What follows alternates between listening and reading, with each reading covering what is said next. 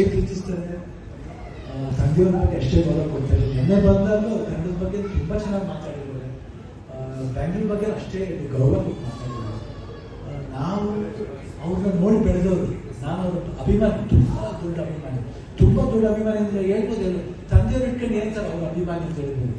ಈ ಮಾತಿಗೆ ಏನು ಹೇಳ್ತಾರೆ, ತಂದೆಯವರು ಫ್ಯಾಮಿಲಿ ಆಗ್ತಾರೆ, ತಂದೆಯವ್ರ ಸ್ಥಾನ ಬೇರೆ. ಆದರೆ ಕಮಲಾ ಹಾಸನ್ ನಾನು ಕೂಡ ಸ್ಥಾನ ಬೇರೆ. ಯಾಕಂದ್ರೆ ನಾನು ಇನ್ಸ್ಪೈರ್ ಆಗಿದ್ದು ಅವರಿಂದ. ನನ್ನ ಒಂದು ಫೇವ್ರೆಟ್ ಆ್ಯಕ್ಟರ್, ನಿಮ್ಗೆ ಹೇಗೆ ಫೇವ್ರೆಟ್ ಆ್ಯಕ್ಟರ್ ಇತ್ತು, ನನ್ನ ಒಂದು ಫೇವ್ರೆಟ್ ಆ್ಯಕ್ಟರ್. ಖಂಡಿತ ಅವ್ರಿಗೆ ಗೊತ್ತಾಗುತ್ತೆ. ಅವ್ರು ಖಂಡಿತ ಅದಕ್ಕೆ ಏನು ಕೊಡಬೇಕು ಅವ್ರು 100% ಇದನ್ನು ಕೊಡ್ತಾರೆ ಅನ್ನೋ ಭಾವನೆ ನನಗಿದೆ. ಯಾಕಂದ್ರೆ ನಾವು ಸಮಾರಂಭಕ್ಕೆ ಹೋಗಿದ್ದು, ನಮ್ಮನ್ನು ಗೌರವದಿಂದ ಕರೆದಾಗ ಗೌರವದಿಂದ ಹೋಗಿದ್ದೀವಿ. ಅದು ಏನಾಗಿದೆ ಅಂತ ನಮಗೆ ಗೊತ್ತಿಲ್ಲ. ಬಂದು ನೋಡಿದಾಗ, ನೆನ್ನೆ ಬಂದಾಗ ಇಲ್ಲೇ ಇದ್ರು, ಎಲ್ಲರೂ ಮಾತಾಡ್ತಾ ಇದ್ರು. ಇಲ್ಲೇ ಕೇಳ್ಬೋದಾಗಿತ್ತು ಎಲ್ಲರೂ. ಬಟ್ ಯಾಕೆ ಕೇಳಿದ್ರೆ ನಮಗೂ ಗೊತ್ತಿಲ್ಲ.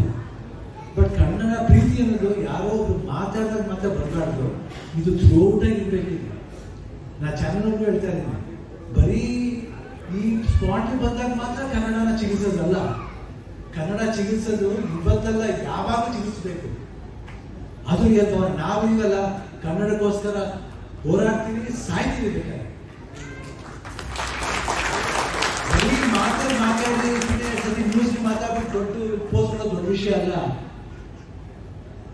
ಕನ್ನಡದ ನಾವು ಏನ್ ಮಾಡ್ತೀವಿ ನೀವೇ ನೋಡಿ, ನಿಮ್ಗೆ ಗೊತ್ತಾಗುತ್ತೆ, ಅಲ್ಲೇ ಆನ್ಸರ್ ಸಿಗುತ್ತೆ. ನೀವೇನ್ ಮಾಡ್ತೀರಾ ಕನ್ನಡ ಸಿನಿಮಾಗೆ? ಬರೀ ಸ್ಟಾರ್ ಸಿನಿಮಾಗಳು ಮಾತ್ರ ಪ್ರೋತ್ಸಾಹ ಕೊಡೋದಲ್ಲ, ಹೊಸಬ್ರಿಗೂ ಪ್ರೋತ್ಸಾಹ ಕೊಡಬೇಕು. ಅದ್ರ ಬಗ್ಗೆ ಮಾತಾಡೋದೇ ಇಲ್ಲ, ಬಿಟ್ಬಿಟ್ಟು ಹೋಗ್ತೀರಾ. ಕನ್ನಡ ಪ್ರೋತ್ಸಾಹ ಮಾಡಿ, ಏಕೆ ಕನ್ನಡ ಬೆಳೆಯುತ್ತೆ ಹೇಳಿ? ಕನ್ನಡ ಬೆಳೆಯೋದು ಇಷ್ಟು ಮಾತ್ರ ಅಲ್ಲ, ನೀವು ನಮ್ಮ ಕೈಯಲ್ಲಿದೆ, ನಮ್ಮ ಜವಾಬ್ದಾರಿ ಆಗುತ್ತೆ. ದಯವಿಟ್ಟು ಬೇರೆ ತರ ಅರ್ಥ ಮಾಡ್ಕೋಬೇಡಿ. ನಿಮ್ಮ ಮನಸ್ಸು ನೀವೇ ಮುಟ್ಟು ನೋಡ್ರಿ, ನಾವು ಮಾಡ್ತಿರೋ ಸರಿನಾ ತಪ್ಪ ಅಂತ ನೀವೇ ನೋಡ್ಕೊಳ್ಳಿ. ಅವಾಗ ನಿಮ್ಗೆ ಅರ್ಥ ಆಗುತ್ತೆ, ನಿಮಗೆ ಉತ್ತರ ಸಿಗುತ್ತೆ. ಸೊ ಅದರಿಂದ ಕಮಲಾ ಹಾಸನ್ ಬಗ್ಗೆ ನಾವೇನು ದೊಡ್ಡ ಮಾತಾಡಬೇಕಾಗಿಲ್ಲ. ಖಂಡಿತ ಅವ್ರಿಗೆ ಗೊತ್ತಿರುತ್ತೆ.